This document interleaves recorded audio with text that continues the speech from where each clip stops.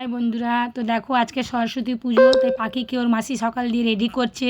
চান টান করিয়ে রেডি করতে বসেছে, এত বদমাশি করছে তাই জন্য ওকে ফোন দিয়ে বসিয়ে দেওয়া হয়েছে। ওর মাসি ওকে রেডি করছে, একদম রেডি হতে দিচ্ছে না, খালি নিচেই যাচ্ছে, বদমাশি করেই যাচ্ছে, বাইরে যাওয়ার জন্য পাগলে যাচ্ছে মন্দিরের মধ্যে, একদম অসহ্য করছে। তাই ওর মাসি এখন দেওয়ালে হেলান দিয়ে দাঁড় করিয়ে দিয়ে ওকে রেডি করছে। তো দেখো শাড়ি পরানো হয়ে গেছে, গলায় হারটার পরানো হয়ে গেছে, বলছে আর বাইরে যাব। তো দুটো ফটো তুলতে বলছি ওকে, ফটো তুলছে না, কারণ মামামকে পাঠাবো, ওর মাম্মাম এখানে নেই, বাইরে ঘুরতে গেছে। তাই ওর মামাম বলছে দুটো ফটো পাঠাতে, তাই ফটো তুলে পাঠাচ্ছি, একটু স্থির হচ্ছে না। তো যা হোক করে সাজিয়ে ওকে মন্দিরে দিয়ে এলাম। তো মন্দিরে ব্রাহ্মণ চলে এসছে, পুজোয় বসে গেছে সবাই।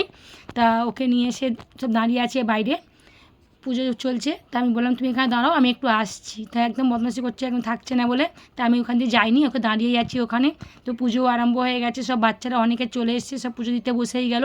তাই এলাম তুমি আর পুজো দিতে এখানে বসো, একজনকে বলে এলাম ওকে দেখতে। তো আমি ঘরে চলে এলাম।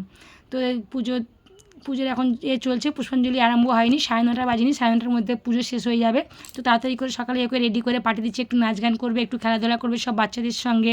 তো এদিকে পুষ্পাঞ্জলি আরম্ভ হয়ে গেছে, মাথায় কাপড় দিয়ে পাখিমা বসে গেছে পুষ্পাঞ্জলি দিতে। তো পাশের বাড়ি একটা মেয়ে কী করেছে, ওর মাথায় কাপড় দিয়ে দিচ্ছে, ও তো বোরিং হচ্ছেই, তার মধ্যে ওকে ভালোও লাগছে, দেখছে কিউট লাগছে, চুপচাপ বসে আছে মাথায় কাপড় দিয়ে। তো পুষ্পাঞ্জলি দেওয়ার পর কটা ফটোও তোলা হয়ে গেল বন্ধুদের সাথে।